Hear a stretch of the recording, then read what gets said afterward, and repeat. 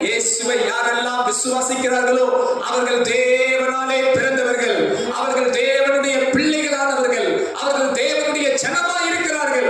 எத்தனை பேர் ஆண்டவரை விசுவாசிக்கிறீங்க? எத்தனை பேர் இயேசுவை விசுவாசிக்கிறீங்க? அப்படியானால் நீங்கள் கர்த்தருடைய ஜனமா இருக்கிறீர்கள். நாம் எதற்கு இயேசுவை விசுவாசிக்கிறோம்? நமது ரட்சிப்புக்கு இயேசுவை விசுவாசிக்கிறோம். அவரே நமக்கு வழியும் சத்தியும் ஜீவனமாய் இருக்கிறார். அவரே நமக்கு நித்தியத்தின் பாதையாய் இருக்கிறார்.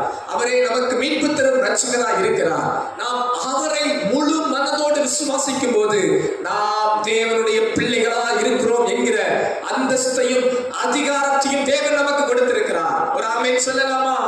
நீங்க உரிமையா சொல்லலாம், அதிகாரமா சொல்லலாம்.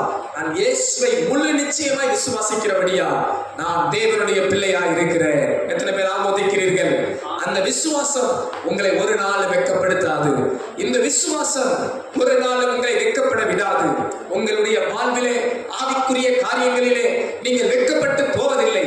பூமிக்குரிய காரியத்திலே கர்த்தரை நம்புகிற பிள்ளை வெட்கப்பட்டு போவதில்லை என்று வேதம் சொல்லுகிறது. அவரை நம்புகிறவர்கள் ஒரு நாளும் ஒருபோதும் வெட்கப்படவே தேவன் விடவே மாட்டார். பராமரித்து அல்லேலூயா சொல்லலாமா? அல்லேலூயா. ஆனா இன்றைக்கு பிரச்சனை என்ன தெரியுமா?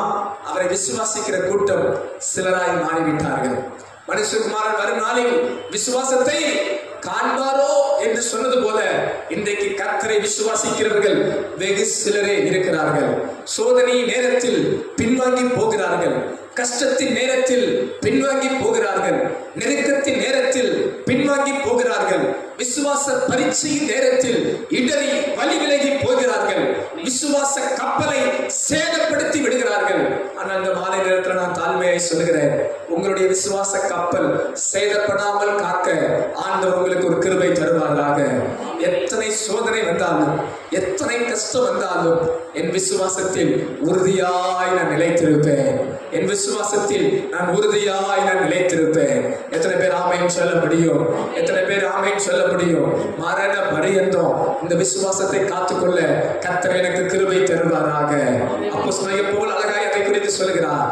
தனது வாழ்நாள் கடைசி மரிக்கும் தருவாயில் சொல்கிறார், நான் நல்ல போராட்டத்தை போராடினேன், விசுவாசத்தை காத்துக்கொண்டேன், ஓட்டத்தை முடித்தேன். அன்பு தேவ பிள்ளைகளே, நீங்கள் பெற்றிருக்கிற அந்த விலையேற பெற்ற விசுவாசத்தை ஒரு நாளும் இழந்து போய் விடாதிருங்கள்.